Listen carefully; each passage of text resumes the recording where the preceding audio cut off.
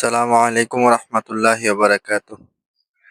আজকের বিকালে এক সৌদির কাজ আমি সবসময় করি। সে যাইতাছেন দিয়া পরে আমারে বলতেছে যে, "দেখ মাজারে কিছু গাছ আছে, তুই যাইয়া একটু কাইটা লাইস।" তো যাওয়ার সময় টাকা দিয়ে গেছে। মূলত মনে করেন যে পানির ব্যবসা করে তো। যাওয়ার সময় টাকা দিয়ে গেছে। তো এর মাজারের এই গাছগুলো কাটার জন্য। আসলে এই গাছগুলো খুবই ডেঞ্জারাস। যারা মাজারে কাজ করে তারা এগুলো জানে। এগুলা মনে করেন যে আপনার মানে সুইয়ের মতো চোক্কা টাইপ পাতাগুলা। ফাত হাতে বইসা যায়।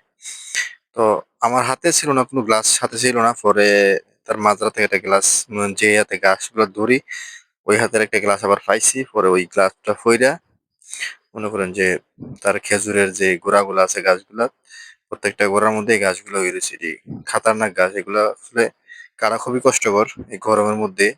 যারা মাজারে করে তাদের অবস্থা মনে করেন যে বেহাল অবস্থা হয়ে যায়। কারণ ইংলিশে মানে গরমের সময় ঘাস কাটাটা এক ধরনের অনেক কষ্টেরই কাজ। তো প্রায় ২ ঘন্টা সময় লাগছে পুরোটা মানে মাজরা আমার মোটামুটি ক্লিন করতে। তো তে বলছে, "তুই ২ ঘন্টা করে আইয়া পড়িস। যতগুলা কাটতে পারোস কাইটা তুই আইসা পড়িস।"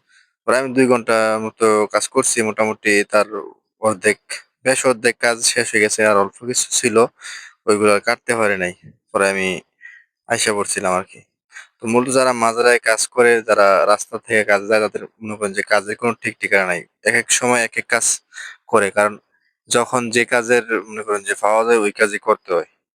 তো মাজার এলাকায় মূলত এইসব কাজই বেশি হয়। যারা মনে করেন যে রাস্তা থেকে কাজে যায় তাদের কাজের ধরনই থাকে মাজার এলাকায় এইসব কাজই। আর যারা শহরে থাকে তারা বিভিন্ন কাজ করতে পারে। তো আমরা যেহেতু মাজারে থাকি, মাজার এলাকায় থাকি, গ্রামে থাকি, আমাদের জন্য এইসব কাজই মনে করেন যে করতে হয় আরকি। তো যারা এইসব কাজ করেন অবশ্যই হাতে গ্লাভস পরে নেওয়ার চেষ্টা করবেন। কারণ এগুলো অনেক মানে কাটা তো ব্যথা পাওয়া যায়। তো গ্লাভস পরলে দেখা গেছে নিজের একটু সেফটি পাওয়া যায়। হাতে কাড়া বিধান আরকি।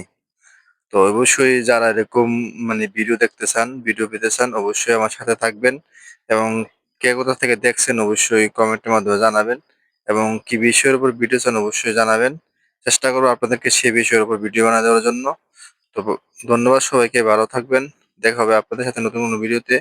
সে পর্যন্ত ভালো থাকবেন। আল্লাহ হাফেজ। আসসালামু আলাইকুম ওয়া রাহমাতুল্লাহি ওয়া বারাকাতুহু।